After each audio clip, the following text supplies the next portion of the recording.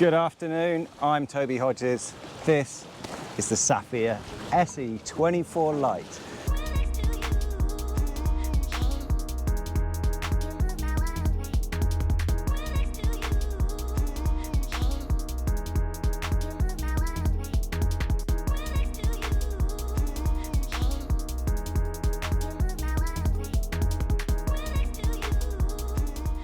And if you recognise it, you might have seen the video we did it earlier this year from the Düsseldorf Boat Show, where I think this is one of the coolest boats of the show. The electric green GRP hull, very modern shape, helps really makes this boat stand out. Now we're here off Barcelona, Port Ginesta for European Yacht of the Year trials, and this is Saffier's 7th entry as a nominee, shortlisted nominee in European Yacht of the Year's trials, which kind of goes some way into saying that this Dutch yard builds some pretty cool boats, which gets recognised quite a lot. And as you can probably tell from these conditions, we're sailing in some pretty glassy waters, but we're sailing and we're having fun. That's the Barcelona air traffic going overhead. It's not the noise of the boat. So we've just come out, really been sailing for a little bit, Dennis and I, founder of the yard, and he's here to talk us through a bit more about the concept of this boat and really, some of the USPs of it, because you've built some pretty cool day sailors so far, Dennis. Well, thank you very much. You know, we're very happy with the new Saffier 24 Lite, and obviously, as with any Saffier, the first priority is to make a great sailing boat. You know, if you're looking for a boat with big rooms inside, don't come to us. We're all about the outside, all about getting the performance in the boat and sailing it all by yourself. Where does the Saffier 24 Lite differ from the other models that we have? It's a bit more simpler, you know, just with a tiller. Not all the electric winches, and the big thing, which is a unique selling point on this boat, is the solar panel integrated deck, which basically helps you to put the boat on a buoy. If you're not sailing, it will charge in daylight, obviously, and so there are no wires on this boat. It's rigged up with a 3.5 kilowatt torpedo as well, and it's an electric boat which you don't need to plug into shore power. Exactly. You know, we wanted to get as hassle-free as possible for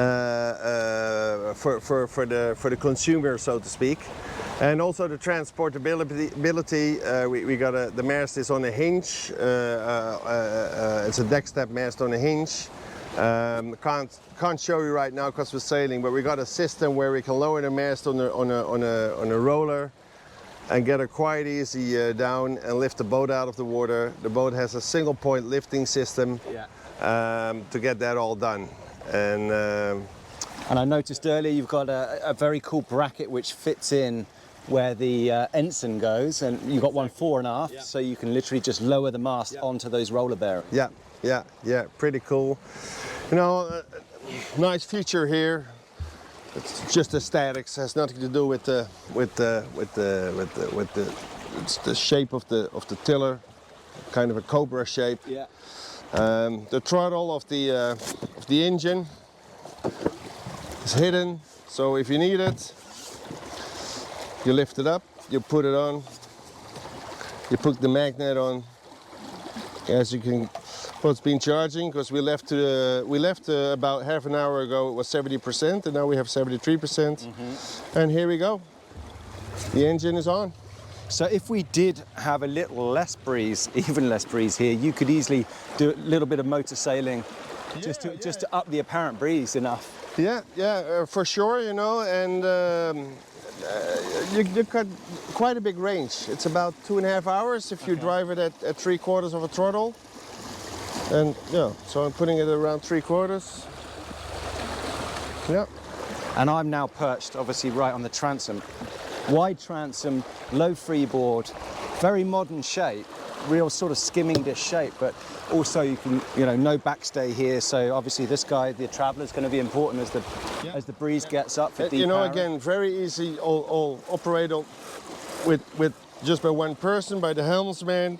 We've got a very cool cascade system running in the boom here. So this is the So you got both the main sheet and a fine trim inside the boom, yeah. To dump the sheet, you know, and for the really fine trimming, we got it here, all by the helmsman in his hands. So that's a 32-to-1 cascade within the boom. Yeah. Okay. Yeah. And talking about the shape of the hull, you know, she got a reverse bow section, and she's a lot fuller than the older boats in the bow. And like yesterday, Toby, we had a lot more wind, and we were surfing downwind, 11 knots, 11.7 knots. Yeah, yeah. With only 16, 18, 17 knots of breeze, you know, not big breezes. So, and you don't nosedive at all. Yeah, and that's interesting because, you know, you've come from classic shapes with your day sailors, and anyone will be able to tell from this angle here, you know, this is a very modern hull shape. But it's interesting how that translates to fun day sailing as well. Exactly, you know, everybody wants to pass each other, whether you're just on pleasure or leisure or racing or whatever, you know. And so why? I mean, I always say classic is beautiful, especially if it's from somebody else. Then you can enjoy the nice lines, but have a cool day sailor like this, you can enjoy the sailing part of it. So down below is just a very simple V-berth setup.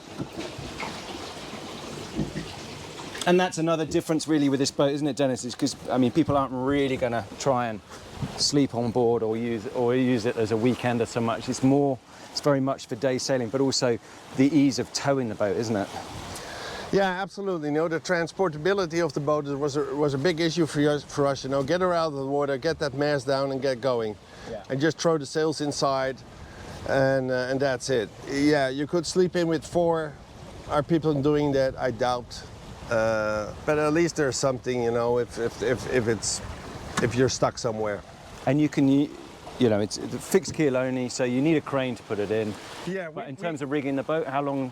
Well, we arrived in Port Ginesta, where we are right now, on last Friday at 9:30, and we were sailing around 11:20 or so. Right. Yeah, fully rigged up, and took our time. You know, we had no urge to be fast. It's warm here. But I'd say right now there is probably 5-6 knots of breeze. We're doing around 6 knots. That's SRG over there. So for a 7-meter long boat, I think that's pretty cool, you know. And we're sailing with bigger boats around us, and we're pretty much keeping up. And that is, I don't know if, I can't remember now if we mentioned it, but that's a wireless instrument. You've got the same on the masthead. There's no wires in the boat. No wires at all. Yeah. There's just a propulsion system, and that's it. All the others have either a battery of themselves or a solar panel of themselves. So we have a top light, for instance, which has a solar panel and a remote control, so I can click it on and off from here. Yeah. Obviously in the daylight you don't need it, and then it charges, and at night you could use it.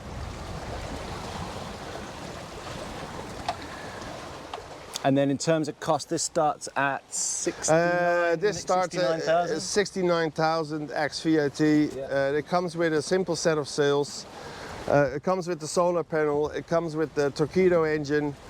And you know, although 69,000 is a lot of money, it's not a lot of money for what we're trying to give you here or produce here.